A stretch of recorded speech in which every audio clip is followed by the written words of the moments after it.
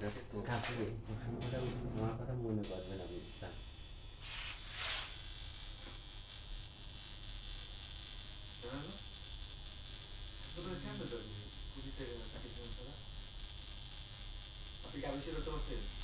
মিডিতে পশম বড় করার জন্য এটা হচ্ছে মিডিত পশম ভিতরে দেখবে ছোট ছোট পশমগুলো আছে না, ওই পশমগুলো মনে করেন যে ওঠে না, ব্লক হয়ে রয়েছে, এটা ওই দেখবে মাসাজ করলে ওই পশমগুলো বড় হবে।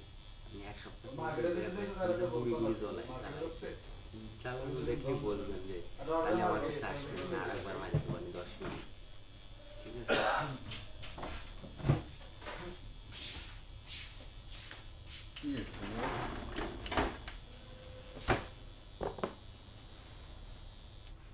এই লাগে এই সব আমার